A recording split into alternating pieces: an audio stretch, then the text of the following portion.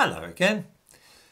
Last summer I happened to be in the vicinity of an anti-lockdown protest in London, and I can tell viewers now that the police treated those taking part in it in what I can only describe as a robust fashion.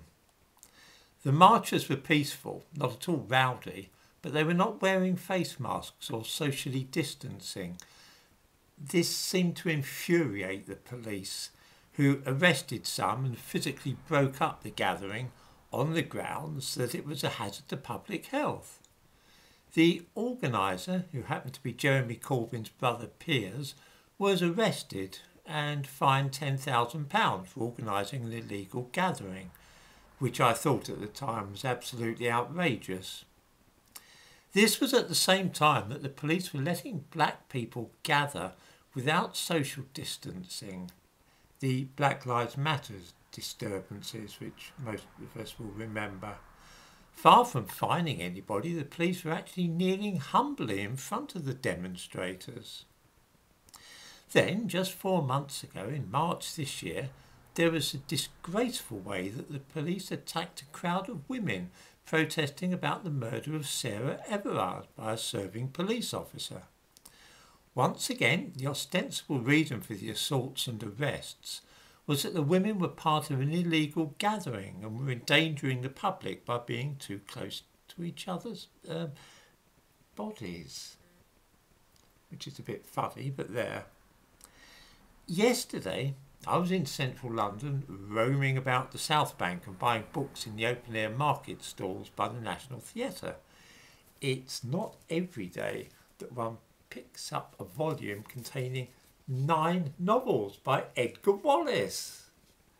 How cool is that? Including Sanders of the River, my favourite. I then wandered across Westminster Bridge, up Whitehall, and so to Charing Cross. Charing Cross Road is, of course, the Mecca for those of us that love books. I saw some absolutely amazing scenes there. Hundreds of rowdy and drunk young men were running riot. I followed the noise to Leicester Square to find the centre of the disturbance. It was like a war zone there. A couple of young trees had been uprooted and were being thrown around. Bottles were hurled, glasses smashed. Coloured smoke filled the place from flares which had been set off. An Italian restaurant was attacked. There was fighting. I have never seen such disorder in central London.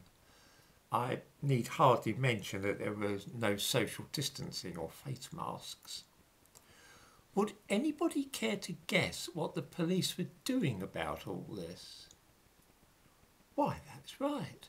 Absolutely nothing. They didn't seem to care anymore about social distancing or things like that. Now, I don't wish to be uncharitable to the police, but it certainly looked to an unbiased observer as though the police in London have been very quick when it comes to arresting 73-year-olds like Piers Corbyn, who organised a peaceful protest, and more than ready to lay into a bunch of women laying flowers at a memorial. But that when it comes to tackling aggressive young men who might fight back, such as Black Lives Matter rioters or football hooligans, they prefer to leave them alone. To me, this suggests that they are cowardly bullies who are happy to pick on women and old people, but a bit nervous about able-bodied young men. I may be wrong about this, and I am sure that viewers will be able to provide an alternative explanation for what I witnessed yesterday.